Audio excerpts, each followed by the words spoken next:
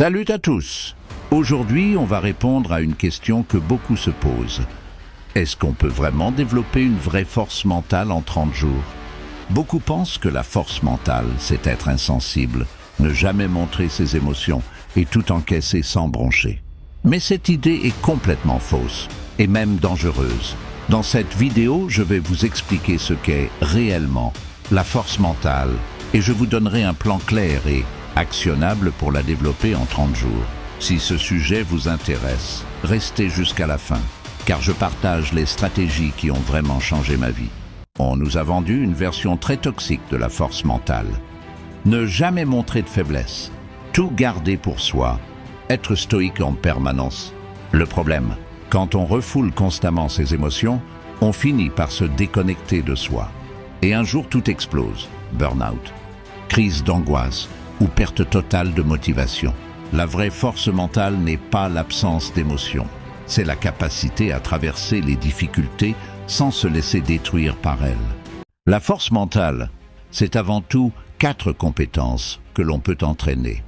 1. La conscience de soi. 2. La régulation émotionnelle.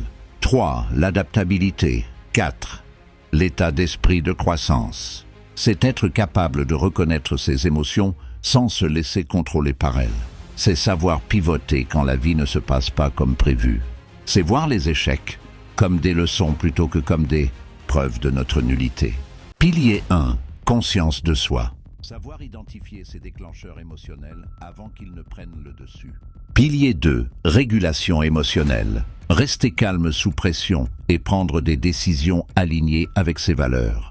Pilier 3. Adaptabilité. Accepter que les plans changent et trouver rapidement de nouvelles solutions. Pilier 4. État d'esprit de croissance. Transformer chaque difficulté en opportunité d'évolution. Oui, c'est tout à fait possible de voir des résultats en 30 jours, si vous êtes régulier. Voici la structure du programme. Semaine 1. Développement de la conscience de soi. Journaling quotidien plus méditation. Semaine 2. Maîtrise émotionnelle. Technique de respiration plus recadrage cognitif. Semaine 3. Sortir de sa zone de confort. Défi quotidien progressif. Semaine 4. Consolidation et mindset de croissance. Réflexion sur les échecs et victoires. Je vous détaille chaque semaine dans une prochaine vidéo. Dites-moi en commentaire si vous la voulez.